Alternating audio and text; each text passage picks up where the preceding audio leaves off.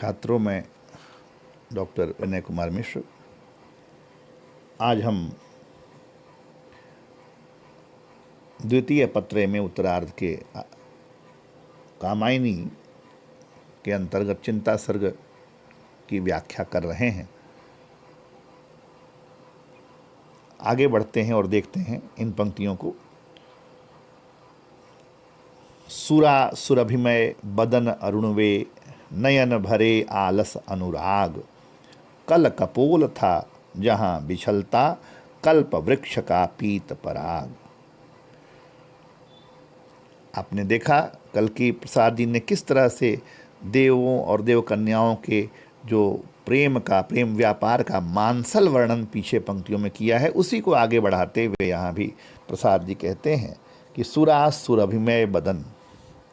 बदन कहते हैं, बदन जब कहेंगे तो बदन का अर्थ है देह, शरीर, और वदन, वह शब्द का उच्चारण है तो वह है, उसका अर्थ है मुख, मुंह।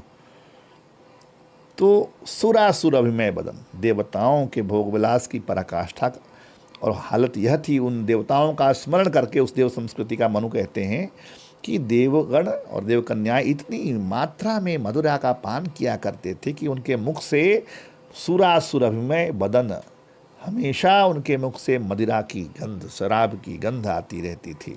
और वे अरुण वे नयन, उनकी आँखों में सदैव अरुण यानी लालिमा छाई रहती थी, उसके मदिरा की, मद की लाली छाया छाई रहती थी।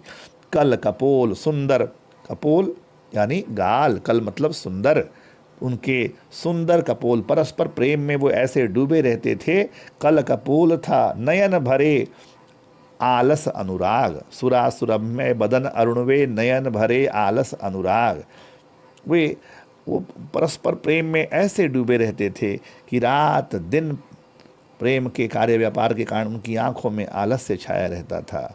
और कल कपोल था, सुंदर कपोल, उनके गाल इतने मुलायम और सुंदर थे कि जहाँ बिछलता कल्प वृक्ष का पीत पराग, जब कभी अपने मुख पर कल्प वृक्ष का पीला पराग मलते थे तो वो बार बार फिसलता था।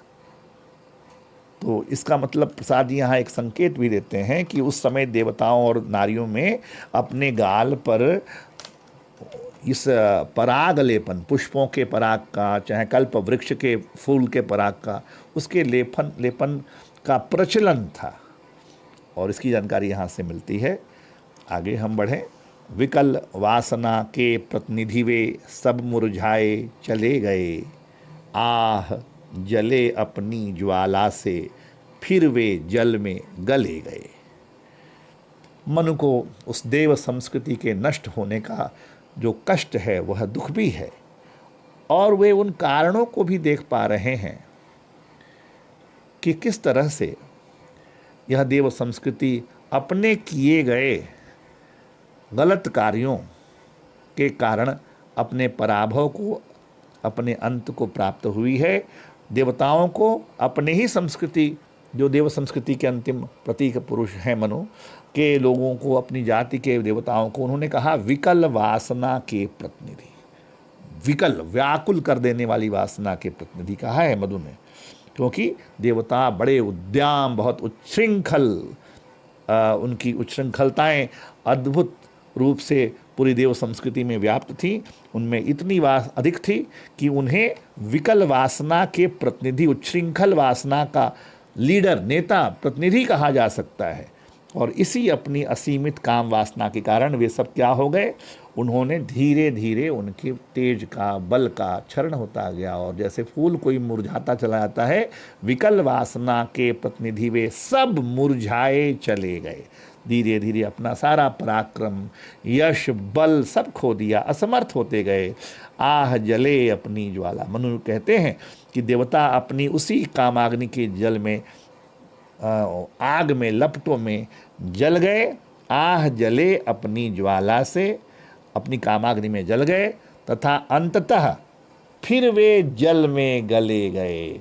और अंततः जब समुद्र प्रलय बन करके चारों तरफ फुफकारता हुआ बढ़ा, तो उस प्रलय के ज्वार में धीरे धीरे जो एक से एक भव्य शहर थे, नगर थे देवताओं के, सब के सब जल में गल कर डूब गए। और इसी प्रकार इसका मतलब यह है कि पहले तो देवताओं को उनकी काम वासना ने असमर्थ बनाया, और अंततः यह जो प्रलय आया, लगातार बारिश, लगातार समुद्र का बढ़ना, वह धीरे धीरे पूरी संस्कृति को उस लील गया, यह सारा का सारा समुद्र का जल नष्ट होने को जैसे बाध्य कर दिया इस प्रलय ने, और देवताओं की समस्त समृद्धि वे जल में गले गए। आह जले अपनी ज्वाला से, अपनी कामाग्नि की ज्वाला में पहले वो तो भस्म हो गए, और फिर जल का ऐसा भयंकर रूप, ऐसी वृष्टि, ऐसा समुद्र का बढ़ना कि जो कुछ बचा था वह सब कुछ उसमें जल गल गया। सारी देवताओं की श्री, यश, कीर्ति, समृद्धि सब जल प्रलय में नष्ट हो गई। और इसीलिए आप देखेंगे कि मनु ने यहाँ पर मनु के माध्यम से कवि यशंकर प्रसाद ने भी प्रलय की को दोषी नहीं माना देव सृष्टि के विनाश का। उन्होंने देवताओं की ये उच्छृंखल जो उच्छृंखलता है काम वासना की, उसको ही विनाश का मूल कारण माना। विकल वासना के प्रतिनिधि वे सब मुरझाए चले गए, आह जले अपनी ज्वाला से, फिर वे जल में गले गए।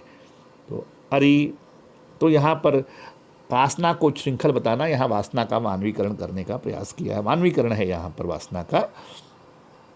आगे प्रसाद जी कहते हैं, अरि उपेक्षा भरी अमरते, री अतृप्ति निर्बाध विलास, द्विधा रहित अपलक नयनों की, भूख भरी दर्शन की प्यास।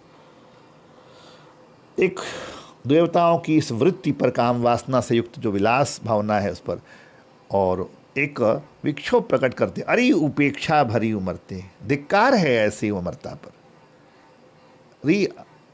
री अरे उपेक्षा भरी अमरते, री अतृप्ति, यह कैसी प्यास है जो कभी भी तृप्त नहीं होती।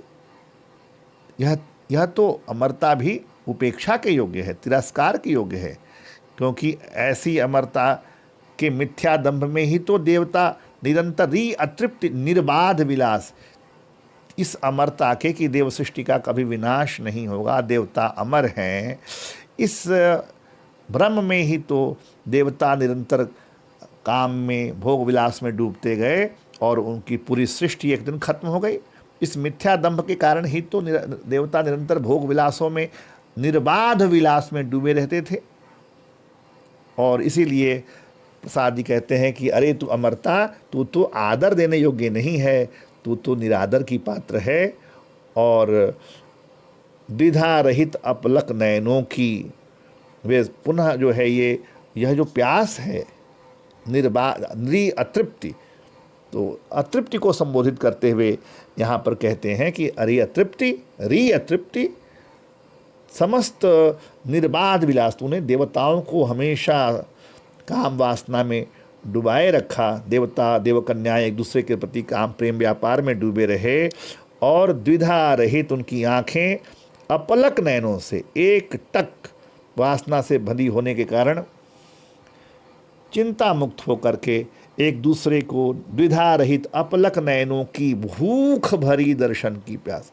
अतृप्त भूख, मतलब भूख भरी यानी अतृप्त, अतृप्ति से भरी हुई, एक दूसरे को देखने की, अपनी वासना को प्यास को बुझाने के लिए निरंतर ये देवता एक दूसरे को देखने की द्विधा रहित, एक टक निर्बाध रूप से एक दूसरे को देखने के लिए लालायित रहे, प्रेम में डूबे रहे, और अपनी वासना की जो प्यास है आग है उसको बुझाने का प्रयत्न करते रहे।